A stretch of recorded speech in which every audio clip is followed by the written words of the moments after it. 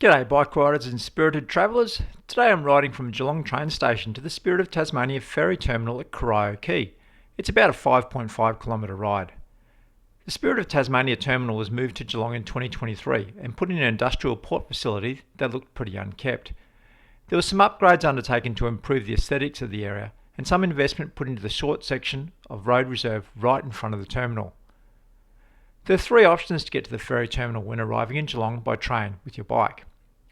The first one is getting off at North Shore Station, which is an unloved and pretty desolate station just to the north of the terminal. This is then about a 1.5 kilometre ride to the terminal along a path through an industrial area. The second option is getting off at North Geelong Station and then heading north to the terminal. If you are planning on spending any time in Geelong, you will probably get off at the main Geelong train station and then head up to the terminal. If you travel from Geelong, you will go past the North Geelong train station on the way anyway. The route is pretty convoluted and zigzaggy, and it seems that even Google doesn't know about some of the bike connections, so this route will probably throw me out on some unsuitable roads. So let's start by heading out of the station. If I'd used the active transport brochure to plan my journey, as suggested, I would have headed straight up Mercer Street, but this is a disaster zone for bike riders. I won't go into this street too much, as we covered it on our Mercer Street video on this channel. We will head out via Train Shed Way. There are no wayfinding signs, so if I was new to this area, I would probably follow the active transport map and go left and then along Mercer Street in the car's door zone of death. However, as I'm familiar with the area, I head straight across into Bailey Street, then turn left into Jerringham Street. Like most of Geelong, there is very limited bike infrastructure, and on these streets, there isn't any.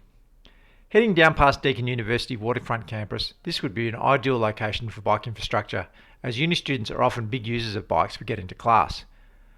Once I'm at the water, I have a couple of options. One is to go left onto West Beach Road and follow the bike lanes. There is a wayfinding sign for Rippleside pointing me in this direction. However, if I wasn't from Geelong, I wouldn't know where Rippleside was, or that this was on the way to the Spirit of Tasmania terminal, or in the opposite direction. The other option is to find your way down to the water's edge and follow the Bob McGovern track. This is quite a scenic track, but it can be quite narrow in places. But if you have time, it is worth taking this track. Whether you take Western Beach Road or the Bob McGovern track, they join up again at Riverside Park. Back on Western Beach Road, there is a bike lane. It's pretty close to parked cars, but it doesn't feel too bad. This section is used for car parking mostly, as it is one of the closest all-day parking areas to the Geelong CBD. There are multi-million-dollar houses to our left and a great view of Corio Bay to the right. We continue up along Western Beach Road to the Glenleith Avenue roundabout. This intersection can sometimes be a bit dodgy. Often it seems that I have the invisibility cloak on here, and I've been left hooked by drivers a couple of times turning left. To reach Rippleside Park, we follow the road around the left into Bell Parade, and then we have to make a right turn into the car park. You don't want to be stuck out here in the middle just after the lights coming from the other way turn green. Heading through the car park and onto the shared path, the Bob McGovern track that I mentioned earlier joins up here. It is probably a better way to go if you have time and can find your way along here. Crossing Rippleside Park, we end up at the other car park on the north side. There is a new track that goes around to the right, but there are no signs. People unfamiliar with this area would probably head left to Rippleside and then end up on the busy Melbourne Road. Let's head right. This shared path is pretty new and was put in with the development here. We have to be careful in this blind left corner. It's too tight to stay on the left, and who knows if there might be a dog or pram just around the corner. Take it very slowly, and again, it seems as though there was not a bike rider on the design team for this new track. The track has been open and closed on and off for a couple of years, but the development is nearing completion. It's far too narrow for the number of walkers and riders using it, which makes it not a good experience for either group. There are some temporary fences, but hopefully they'll be gone before too long. Reaching the end of this track again, there are no signs. You just have to follow your nose back into the car park. If I didn't know the shared path continued down to the right, I would probably have gone up the hill and ended up on Melbourne Road again. We go through another short section of shared path along the waterfront. These paths were built a long time ago and are starting to erode in places now. We travel through some gravel where we can see the City of Great Longstaff collecting the rubbish from along here, which is fantastic. We then climb a steep hill back up to the industrial area at the port, past the shared zone sign, and then over a faded bike symbol with a sharrow on it. We turn left where City of Greater Geelong have installed a new shared path along here to get you around the grain terminal that has hundreds of truck movements per day during harvest season. It is not exactly beautiful here, and you have to be careful crossing the exits to these properties, but some green paint has been added at the conflict points to alert drivers of the presence of walkers and bike riders. It's a decent width, so that's good. This new section is only 1 block long, and then we were back on a footpath that was relabelled as a shared path. It's pretty narrow along here and not really suitable for bike traffic in both directions. Then onto an asphalt path with deep crossovers that is poorly maintained. Crossing Langdon Street isn't that pleasant either. It's the entrance to the grain terminal on one of the wood chip export facilities. Deep gutters, sharp corners, poorly maintained, and roads going everywhere. Continuing along this picturesque path, we approach a couple of railway line crossings. It is worth spending a bit of time looking at these.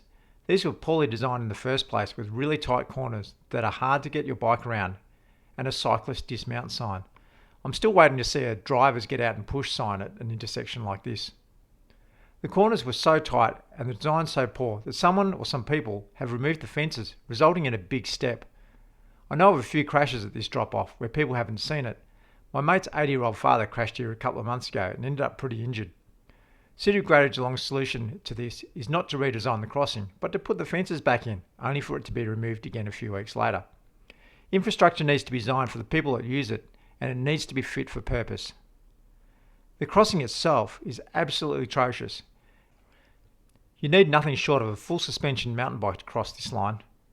It's so deep, looks like the Grand Canyon of Corio Key, or maybe this is the abyss where Sir Douglas Mawson's companion ended up in.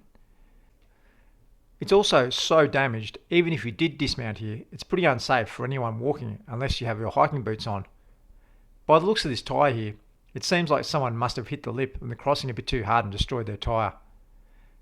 Before you fall into this abyss, don't forget to subscribe. More subscribers means more pressure on City of Greater Geelong. Continuing on to the second railway crossing about 30 metres further along, the surface is a bit better, but that is only because no trains have used this in probably 10 years. It is so overgrown with weeds, and the century strips along the side and the end are peeling off, which now create a trip hazard.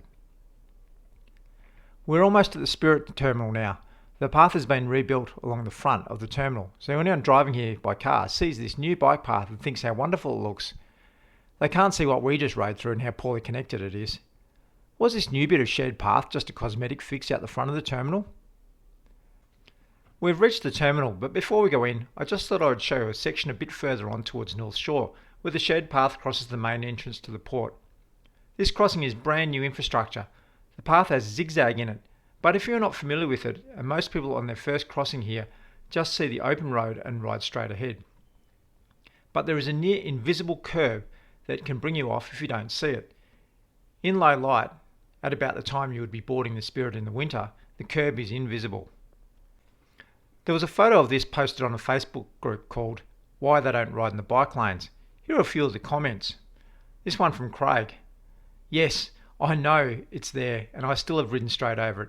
This brand new section of shared path is awful, and it's little wonder many choose to ride on the road, which is also very dangerous. And this one from James. I discovered this the hard way last month.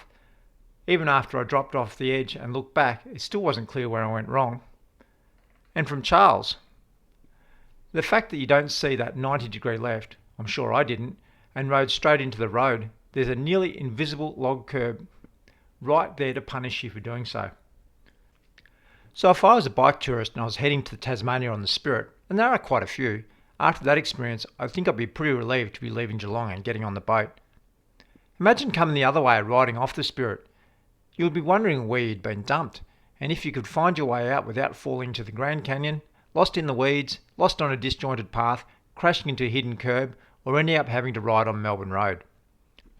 It seems that when the terminal was moved from Melbourne to Geelong, little funding was given to non-car traffic, and only a short cosmetic upgrade made to the shared path out the front of the terminal. Geelong's bicycle strategy from 2008 recommends that connecting the Bay Trail through Rippleside and North Geelong would create a continuous connection to Lara, of which we have just ridden some of this. There is still no continuous connection. It is very disjointed, as we have seen, and if you hadn't been along here before, you wouldn't have a clue where to go. Google Maps can't even find its way along the bike paths when the bike routes are switched on. Anyway, happy sailing, and I hope the bike connection in Devonport is better. Don't forget to subscribe to see more videos about bike infrastructure. I'm the Bike Route Buddy, and I hope to see you with your bike on the Spirit of Tasmania.